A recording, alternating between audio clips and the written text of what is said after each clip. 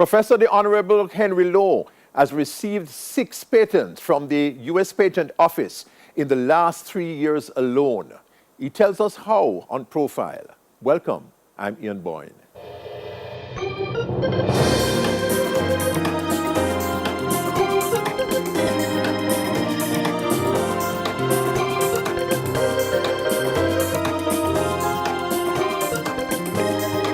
The Entrepreneurial Scientist is a book to be launched soon on Professor Henry Lowe. It details his extraordinary life as not just a scientist, but as an entrepreneurial scientist. And of course, Professor Lowe was in the news recently, having been awarded significant recognition from the U.S. Food and Drug Administration for his work on a drug that is expected to have a major impact on leukemia. We talked to Professor Lowe as one of the country's most distinguished scientists and someone who has brought significant international recognition to this little country, which is not just strong in track and field, but also strong in the hard sciences. Professor, good to have you on the show. I heard Cliff Hughes speaking most rhapsodically about you after it was announced that the US FDA, no less, had made a special recognition of a drug that you had been working on for just 5 years. That itself is unusual, and that you have now been given a special recognition, and within 3 years this drug is expected to be on the market. Tell us more about that, and tell us exactly what you had received from the US FDA.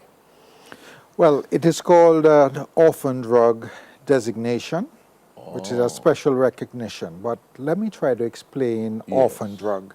And in relation to a patent, what is that in relation to a patent? Yes, I will do. Yes. But insofar as the the orphan drug is concerned, yes, what it's really saying, in putting it in layman's simple language, terms, is that there are certain diseases which have not been given any support by big pharma, big pharmaceutical and biotech companies, because they only occur to the extent of maybe 200,000 or fewer persons per year. That's right.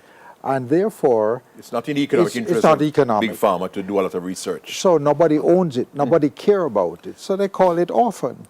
Oh, that's how orphan came. I see. So the U.S. government became concerned about that because, these are people who are suffering and hurting too, and there's nobody caring about them. So this designation came, and the drugs which have been developed to treat these diseases are called orphan drugs. I see. But the U.S. government has gone further. They have given special support to it. They have fast-tracked. This is why normally to get a drug to market after their first recognition would take up to 12 years. This we can do in 2 or 3 years. Oh.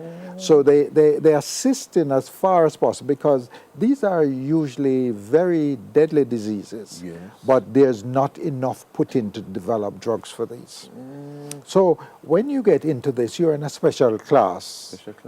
And given the recognition by the U.S. government and support, to the extent that and they're making funds available, actually. They'll be making funds available they will give in the us next few years. $250,000 a year. A year? That's significant. And there's the opportunity of even getting $3.5 million when they give support through the NIH, National Institute of Health. But of course, that is competitive, and you got to write projects for that. But it's also doable. But what is really very, very important about this is that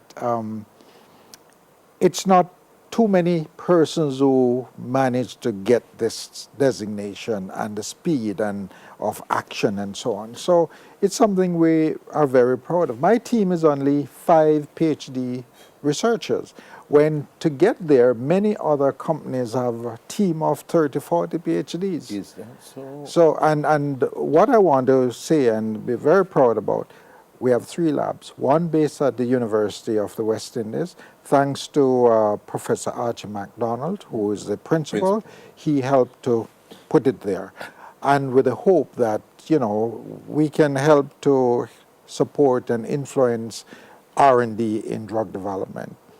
But in addition, I've got 2 labs in the States, one called Flavor Cure, which focuses only on the pharmaceutical development of drugs from the cannabis plant, the ganja plant. Ganja. Mm-hmm. And the other one, ECL, and its role is to develop the pharmaceutical drugs from the ball moss, you know, that same stuff that grows on the wire, which Yes. I found is not a nuisance, as most people in the world used to think, but has got some very potent drug potential. And you'll hear more about this in terms of glioblastoma and pancreatic cancer. Pancreatic cancer. I know you don't want to talk much about that. Yes, But you're doing some these are work. coming. Oh, yes, these are coming within the next 3 months.